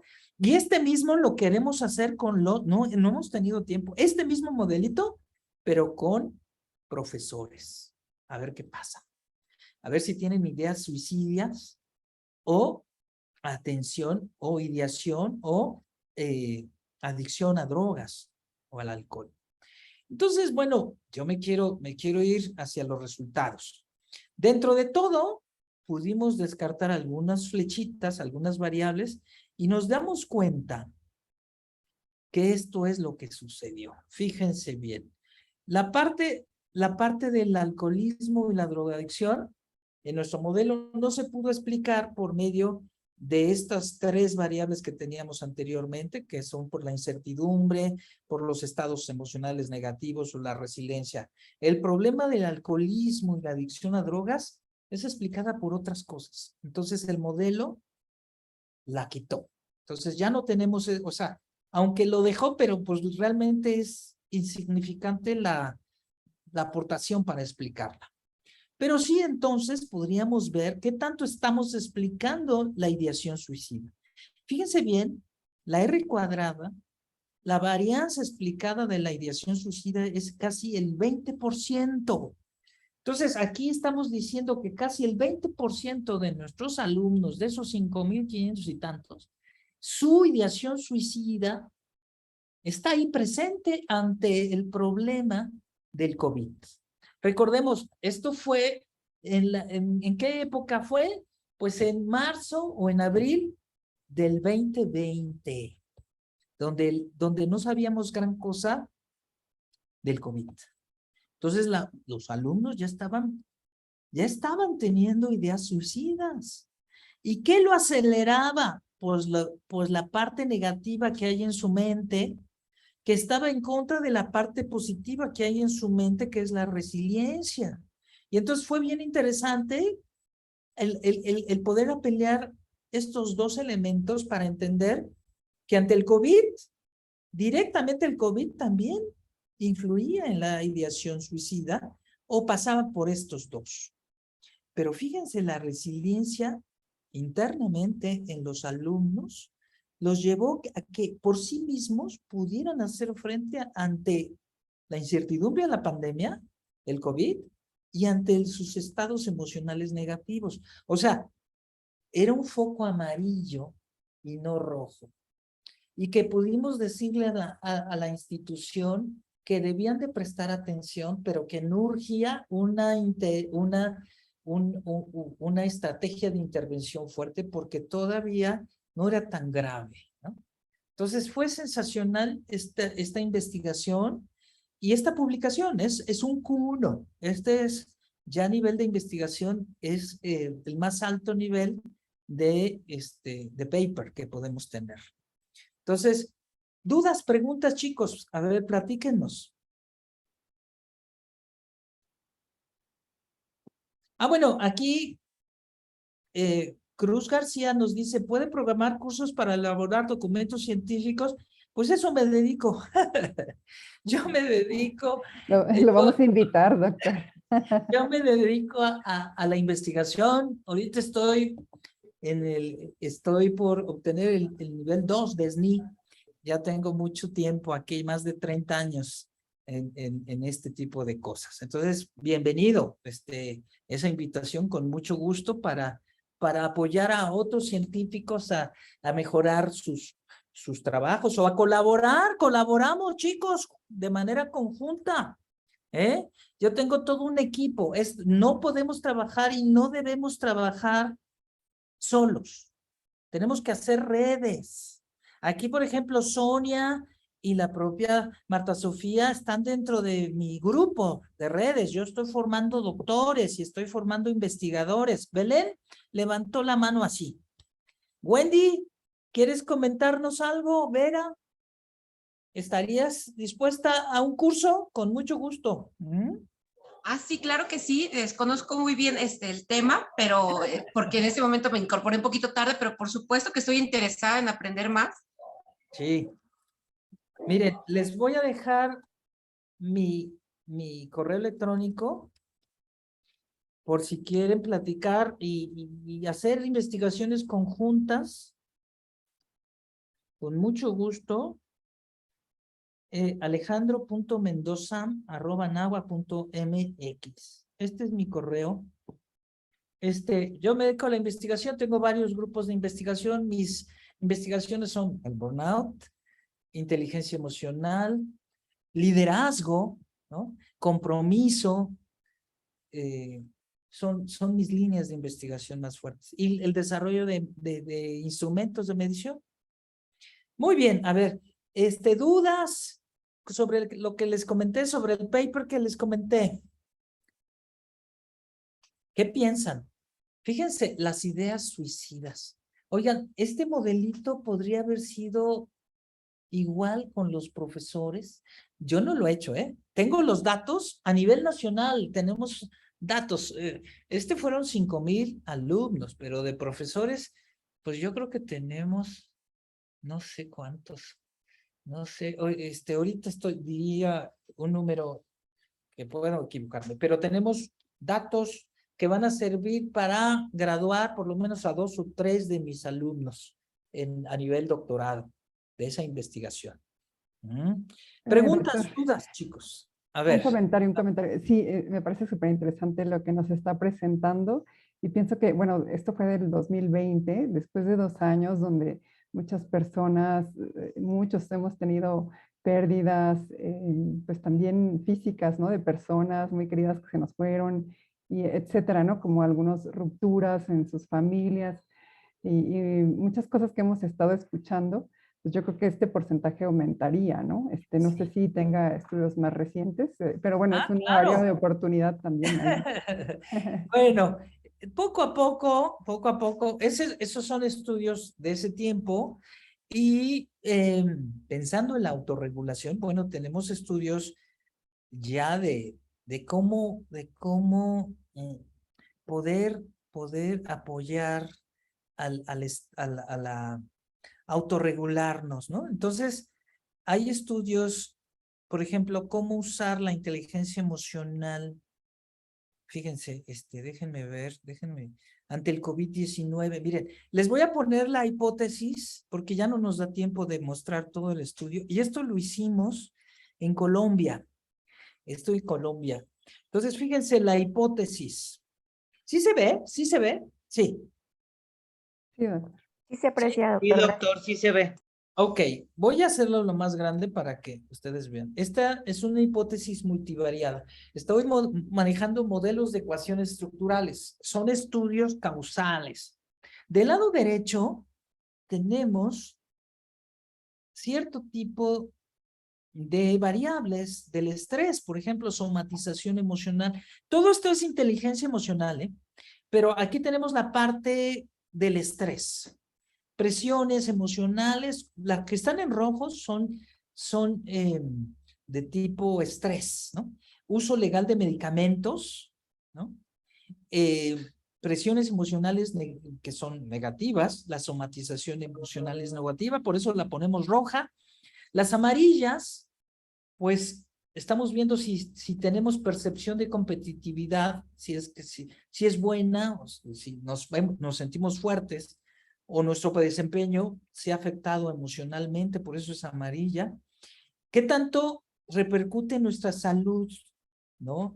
En este momento, tenemos resiliencia emocional, ¿no? Salimos adelante. Entonces, esto es como nuestras variables dependientes, con focos rojos, verdes, amarillos. Sería muy padre que tuviéramos altos estos verdes, bajos los rojos y los amarillos un poco altos, ¿no? Y aquí tenemos factores de inteligencia emocional. Este es un modelo mío, este es modelo de mi equipo. Esto no estamos hablando de Gartner, no estamos hablando de Goleman. Esto es un instrumento que ya tiene años que está en el mercado. Ahorita voy a decir la marca, pues es Grupo Human. Y ahí esa institución tiene este instrumento que aplicamos y que hacemos investigación en empresas y que en este caso la aplicamos en Colombia y nos dimos cuenta que nuestros estudiantes, aquí tenemos la fiabilidad, o sea, ¿qué pasaba? Tenemos buenos niveles de confiabilidad. La validez, el AVE tiene que estar por arriba por lo menos de 50 y lo obtiene. Y luego tenemos que ver las correlaciones entre las escalas, tenemos que ver que esas que puse en rojo, pues nos den correlaciones inversas con las demás, que son positivas, ¿no? En fin, y esto es la diagonal principal que nos está hablando del discriminante, que por lo menos tiene que ser igual o arriba de 7 y que está excelente. Y bueno, aquí están los números. Y esto es bien interesante. La inteligencia emocional, fíjense bien, puede promover la competitividad y explicar la competitividad. Del 30% de la competitividad se debe a que la inteligencia emocional de estos chicos se está promoviendo. La inteligencia emocional puede mejorar la percepción del desempeño en casi el 50%, fíjense. La inteligencia emocional puede bajar la somatización emocional, puede bajar las presiones en un 10%, y esto a lo mejor tienes que tratar de otra manera esto, ¿no? Por medio de otro tipo de cosas. La resiliencia no tanto, ni puede influir en la salud, puede influir en la salud en general, fíjense, casi un 30%. Entonces, muy interesante este paper también lo publicamos, ya está en un libro. Primero fuimos a un congreso a Mérida, en este caso fue aquí en nuestro México, en nuestro precioso Mérida, Yucatán, y nos fue muy bien con esta ponencia, fueron de las mejores ponencias del congreso. Bueno, chicos, a ver, preguntas, ¿qué piensan? ¿Con la inteligencia emocional nos puede servir para autorregularnos? Por ahí Sonia levantó la mano. Sonia. Definitivamente sí, porque la resiliencia es la que puede contrarrestar las ideaciones suicidas en cuestión de inteligencia emocional. Sí. Y ya me puse más nerviosa de mi tesis, doctor, ya viendo la hipótesis. Entonces estoy muy contenta de escucharlo y al mismo tiempo, pues muy emocionada, porque es un gran maestro y un gran director de tesis. Entonces, de veras, compañeros que me están escuchando, absórbanle todo el conocimiento porque es una persona muy seria, muy comprometida, muy empática y es excelente como director de tesis. Yo estoy orgullosa de tenerlo como director de tesis. Ay, muchas gracias, muchas gracias. Muy bien. ¿Alguna otra pregunta que tengan por ahí? También hicimos un estudio de la resiliencia contra contra este tipo de cosas en el COVID. Ya está publicado. Déjenme enseñarles el paper, porque ahorita salió, ¿no? Pero pues es interesante comentar cómo la resiliencia nos pudo llevar a enfrentar pues el COVID, ¿no? Entonces, bien, ¿alguna pregunta mientras que les presento los resultados? ¿No tienen alguna? Bueno, les voy a mostrar, a ver, por acá tengo algún paper, algún avance, miren, para que vean. Ah, aquí está. Fíjense, este es un paper adelantado, pero lo que estamos viendo ahorita es un modelo. Aquí tenemos 850 personas, profesores, 851 profesores de esa muestra a nivel nacional. Entonces, las reacciones ante COVID las medimos por sobrecarga de trabajo, emociones debido al COVID, la incertidumbre ante la pandemia, si manejábamos media internet, si había una percepción de falta de recursos. Todo esto le llamamos reacciones del COVID, ante el COVID, y cómo ello estaba impactando en el burnout. Entonces aquí, fíjense bien, las reacciones ante el COVID provocó que la ilusión por el trabajo disminuyera. Teóricamente es cierto y la evidencia empírica nos dice que sí. ¿Pero qué creen? Las reacciones ante el COVID hacía que el desgaste psicológico dentro del modelo de Maslow lo incrementara.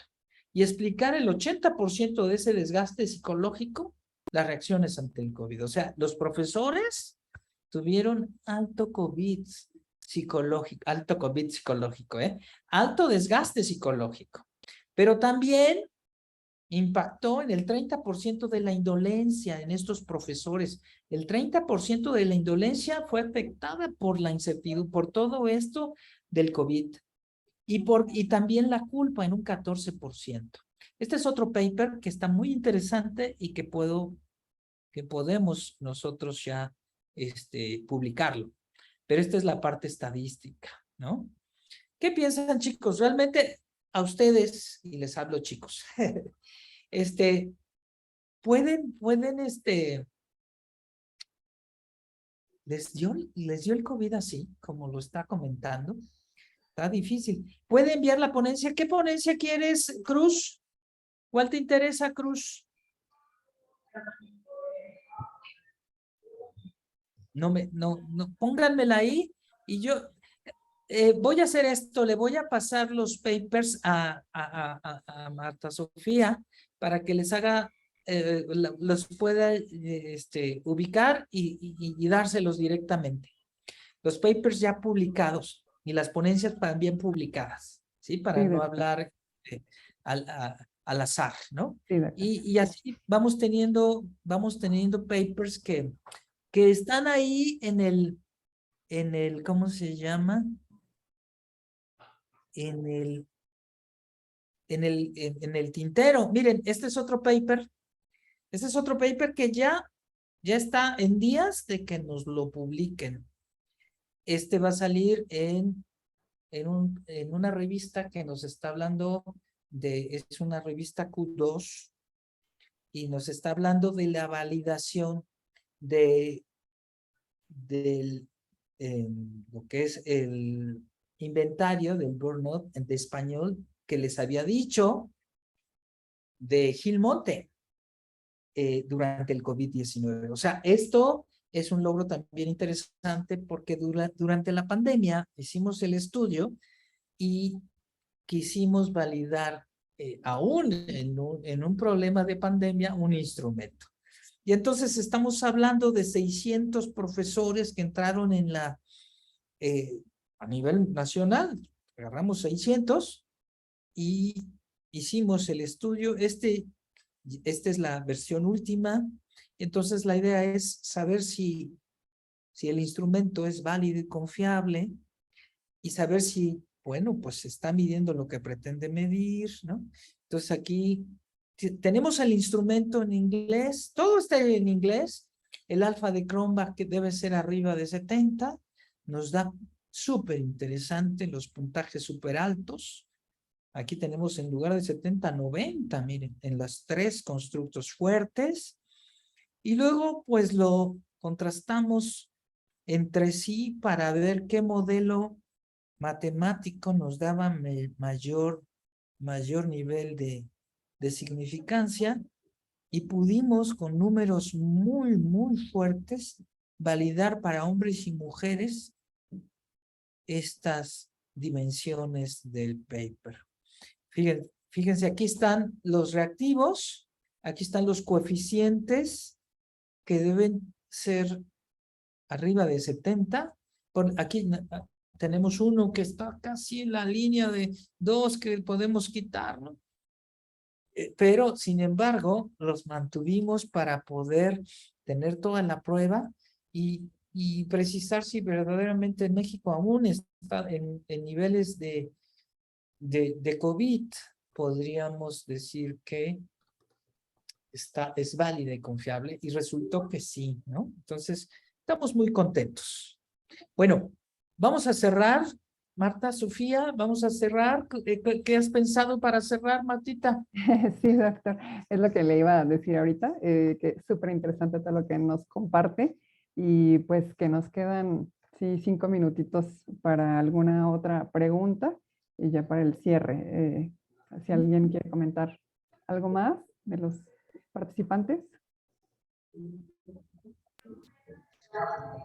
Aurora quiere hablar. Yo, sí. Sí, bueno, es que desde antes yo ya me había hecho una pregunta para mí misma, ¿qué hacer para ahora que regresamos? O sea, nosotros estuvimos a mi presencial el semestre pasado y ya estábamos en presencial, pero ahorita en paro. Entonces sí es una inquietud que tengo que hacer, o sea, porque sí hay problemas emocionales de de muchos chicos, creo que yo de todos tenemos algo, más o menos. Entonces esa ha sido mi inquietud, cómo abordar esto, porque siempre he dicho, yo no soy psicóloga, sí capto, porque al tratar con tantos chicos, con tantas personas, capto algunas cosas, pero no estoy preparada como para decirles qué hacer. Entonces, a veces sí les digo algunas cosas, pero hasta ahí. Entonces, esa ha sido siempre mi inquietud. Y pues sí hay psicólogos en la escuela, pero ahorita pues todavía no regresamos completamente como para así también canalizarlos por ahí. Gracias. Sí, muchas gracias, Aurora. Sí, esto es bien interesante porque nosotros somos la parte de la institución que da la cara al alumno como profesores.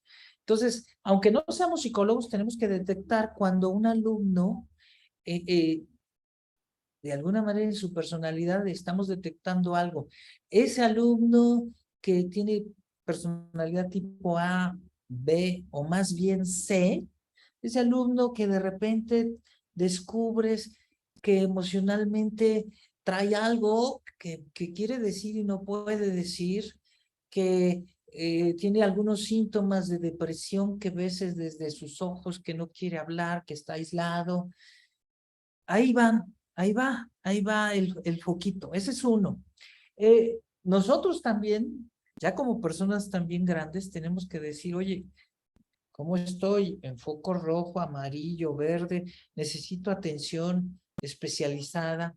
Y entonces también institucionalmente debo de saber, y ahí ustedes tienen que saber, porque ahora es necesario tener más que otros tiempos, porque ahora pues, ya les digo que la norma 035 está muy fuerte en las organizaciones y casos de suicidio ya hay en México. Esperemos que no y detengamos este tipo de cosas. Detengamos este tipo. El bullying también es otro tema súper importante que debemos nosotros atender. Y entonces tenemos que ver por grupos. Entonces, una cosa es ir detectando como profesores. Otra es cuando ya es más fuerte en instituciones de educación superior, donde incluso ya debe haber un tipo de intervención por parte de, ya no de profesores, sino de personas especializadas y como un sistema, ¿no? Entonces, es muy interesante. Y a nivel personal, también tenemos que saber si podemos autorregularnos nosotros mismos, si tenemos inteligencia emocional, si tenemos bastante resiliencia, si somos asertivos, que son herramientas donde nos podemos capacitar, que todavía no son de tipo educativo, que todavía no son de carácter terapéutico, son educativo. Y la otra, dependiendo de la situación, si ya tenemos problemas somáticos fuertes, gastritis, colitis, síndrome del intestino irritable, pues ya necesitamos atención tanto médica o psicológica. Y hay que ir. Ya dejemos, ya dejemos de esos prejuicios. Cuando nos duele una muela, hasta que se nos cae la muela o que ya no aguantamos el dolor, vamos al médico, al dentista, ¿no? Muy bien, pues les agradezco. Sofía, ¿cómo ves? Sí, muchísimas gracias. Pues yo creo que también por todo lo que nos ha compartido y también los presentes. Bueno, queremos para finalizar otorgarle este reconocimiento a nombre de la Universidad Autónoma Metropolitana, la Unidad Coajimalpa, desde la Coordinación de Desarrollo Académico e Innovación Educativa. Otorgamos el presente reconocimiento al doctor Ignacio Alejandro Mendoza Martínez por su invaluable apoyo como instructor de este webinar, Burnout en docentes, los factores de riesgo durante y tras la pandemia y cómo autorregularse. Y yo creo que nos quedamos con muchas inquietudes, con muchas preguntas, que ojalá que nuevamente nos acompañe más adelante. Pues muchísimas gracias, doctor. Y pues así concluimos este segundo webinar del tercer ciclo de webinars y los invitamos a seguir participando. Les recuerdo que el próximo webinar es el martes 18 de octubre, también de 3 a 5 de la tarde, con el tema Comunicación asertiva en la vida universitaria, una mirada empática desde el otro. Y bueno, aquí les puse en el chat la información para obtener la constancia de participación y también una breve encuesta donde pueden poner ahí sus sugerencias de cursos para el futuro. Pues muchísimas gracias a todos y pues que tengan una excelente tarde. Gracias, que estén muy bien. Nos estamos viendo, estamos en comunicación. Gracias. Felicidades, doctor. Gracias, muy amable, Sonia. Sofía, muchas gracias a todos. Aurora, Wendy, todos ustedes, Teresa, que participaron. Gracias. Marilu, todos ustedes. Gracias. Bye. Perdona, Muchas no veo gracias, lo doctor. de la encuesta que nos dijiste. Perdona, no veo lo de la encuesta en el chat. No, no está. No, No no está. está tampoco. Se las vuelvo a poner. No se Muchas preocupen. gracias. Hasta luego. Gracias, doctor. Hasta luego. Gracias. Gracias. Gracias, doctor. Muy interesante.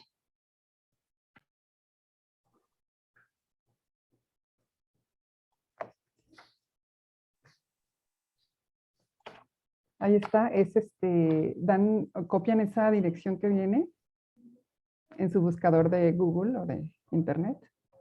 Y para la constancia. Pero es que sigue sin aparecer, ¿eh? Yo creo lo está mandando en privado a alguien. Ay, perdón, No a todos. Sí. lo puse, a ver, en la sala de espera, sí tienen razón. Se me cambió ahorita lo pongo.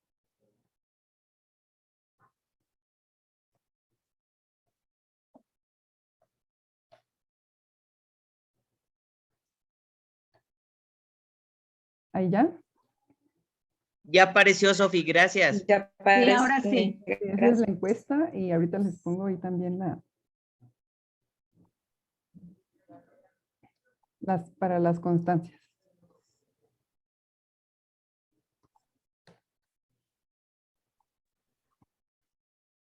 La de las constancias es la misma que mandaste por correo, ¿verdad? Sí, es correcto. Ok, Sí. entonces esa ya no la lleno. Gracias. Bueno, que estén muy bien. Bonita tarde. Gracias a Gracias todos. por conectarse. Hasta luego, Sonia. Gracias, hasta luego. Gracias. Adiós.